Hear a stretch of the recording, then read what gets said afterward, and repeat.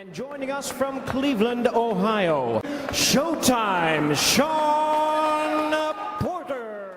How's training going? Yes, sir. Training is always great. It's always hard work, and I'm always happy when it's the end of the day. That's brilliant. How's sparring going in particular?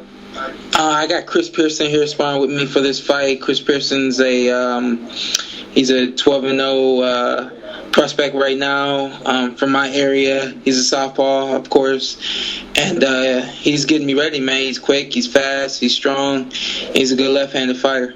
Very good, very good. So how do you feel about fighting Devon Alexander? I'm excited, man. It's number one, it's a great opportunity, and number two, through all my assessments of Devon Alexander, I think it's a great shot, and it's something that I'm gonna go all out for, man, and I hope to bring that title home to Cleveland, Ohio. Right, yeah. I've read that you and Devon Alexander have had previous beef. Is that true?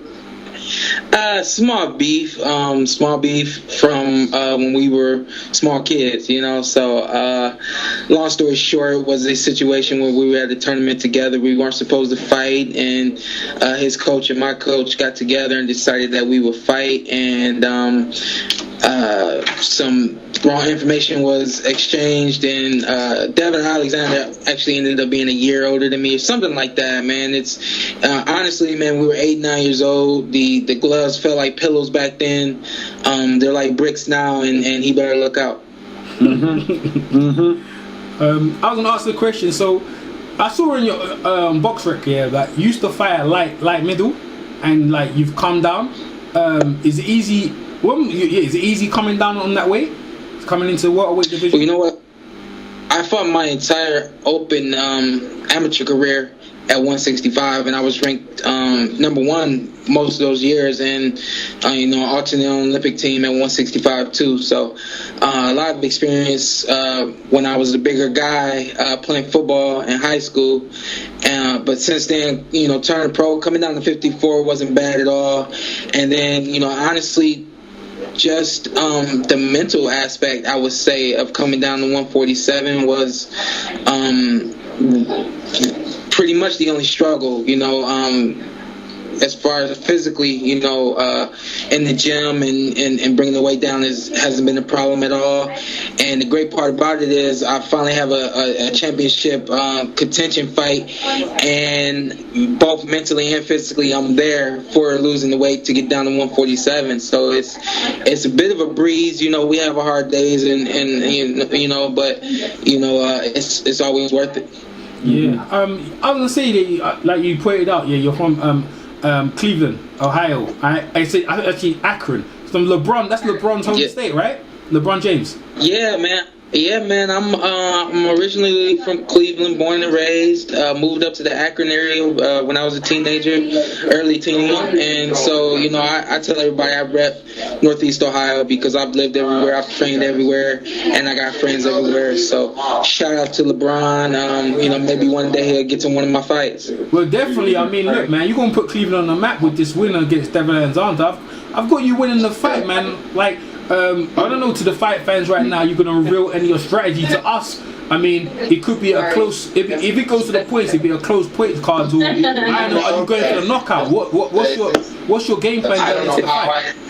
Well, obviously a knockout, I think, is any boxer's best fight or fight plan. But my whole thing right now is I'm working extremely hard in camp, and I'm working hard on my conditioning and my stamina and my power and my quickness and my speed, everything that it's going to take to beat Devon Alexander. And without going into too much detail on the game plan, we'll just say that I'm going to make it a rough 1 through 12 rounds, however many rounds it goes. He's probably going to be in one of the roughest matches of his life. I plan to get on him and stay on him until the bell rings every round.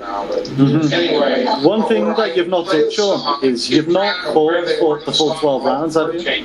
Only in the gym, but I think my first 10 rounds rounder. Might have been my 13th or 14th fight or something like that.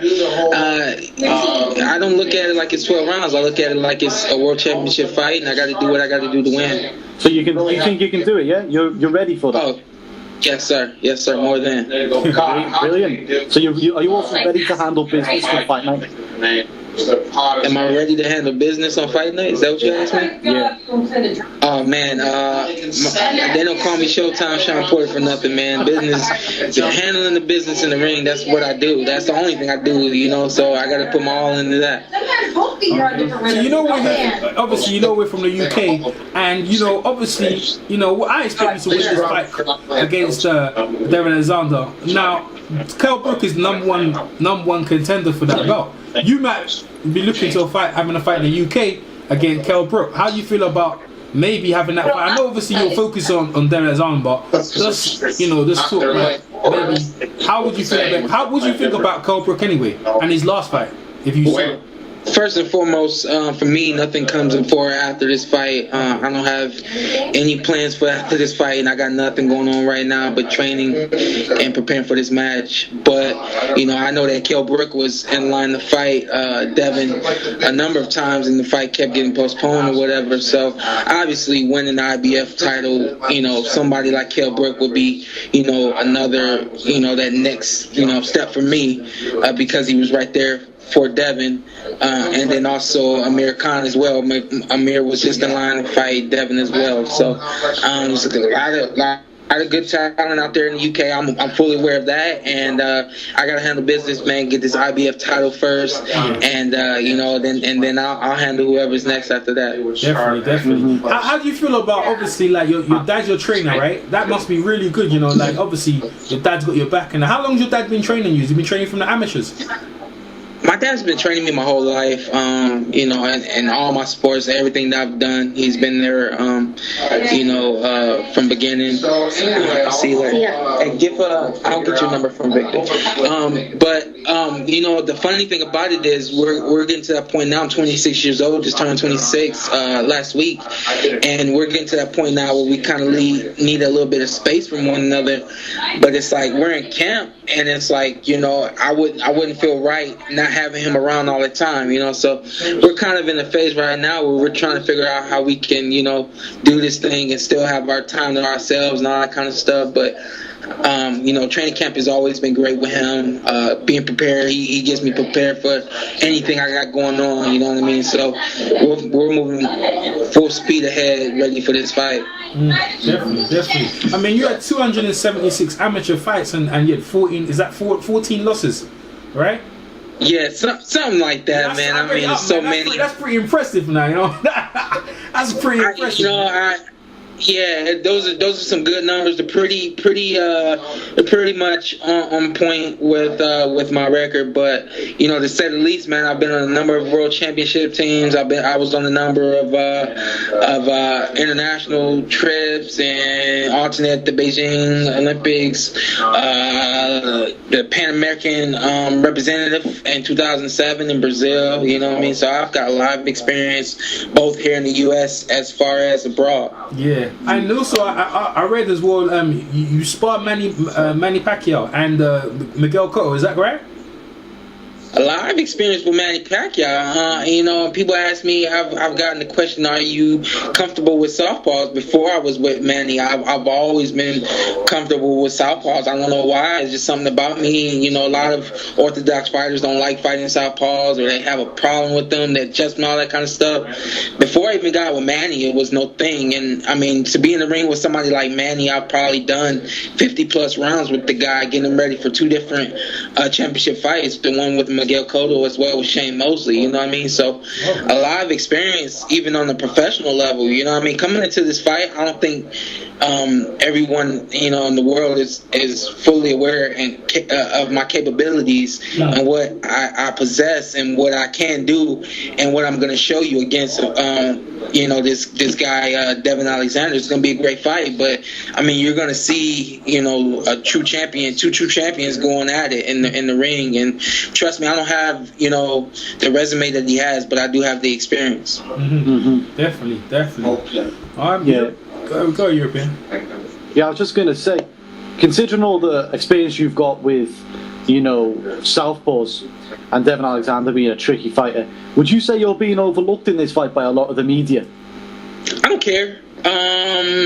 From what I've seen, yes, but it doesn't matter because at the end of the day, I have to win the fight. I have to win this title. I have to beat Devon. If I don't, then who cares what anybody said? It just becomes he fought for the title. You know what I mean? So I don't care about anybody overlooking me. I'm sure Devon hasn't overlooked me. I'm sure he's aware of what he's about to get himself into, and I'm sure he'll be prepared. So you know, I'm not looking at this fight like it's a pushover bout or like it's gonna be easy, because I know it's not. Like you said, he's a tricky southpaw. He's a fast southpaw, quick southpaw, and he's got some experience. He knows what he's doing in the ring. So, you know, I'll be ready for everything he's got, though. I'm sure that you've looked through some of his other losses in his records, and you know, the fights that he's supposedly lost. For example, you know, Matisse probably beat him, and Kotelnik definitely beat him. You've been looking at those fights and thinking what you can take from them? I've been looking at those fights. What I took from Bradley fight is, you know, you gotta put some pressure on this guy. You gotta touch his heart as well as touching his face and his body, and you know, and his mind as well, and just, you know, make him think about what he's getting hit with, and make him focus on that. That way, he's not focused on letting his fast hands go.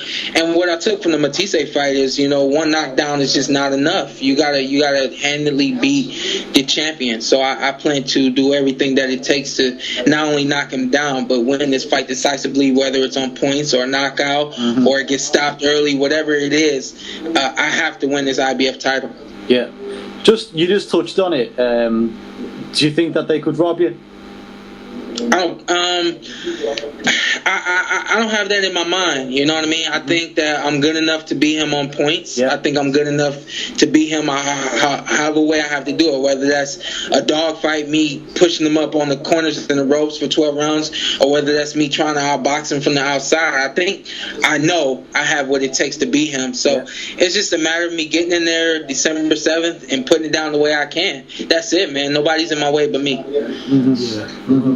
Man, yeah, man, you've got it played up, man.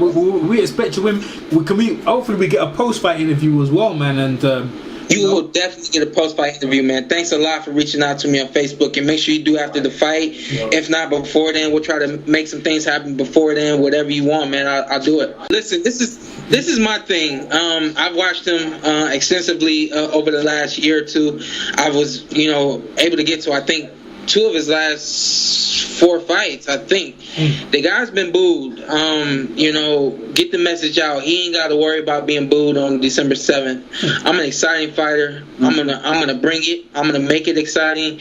And you know, I don't get booed. You like me no matter what. Whatever I'm doing, whether that's me showboating, which I never do, or that's just me banging you out, me using my speed and my quickness, whatever it is, I refuse to be booed.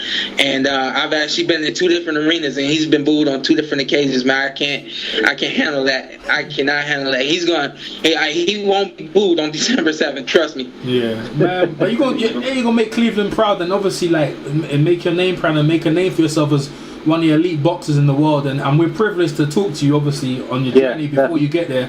So we appreciate your time. Thank you, guys. Yeah, with time, and hopefully we'll talk to you sometime, probably after your fight. But thanks for the interview, champ. Yes, sir. You guys have a great morning or night. I'm not even sure what time it is. Thanks for doing the interview. All right.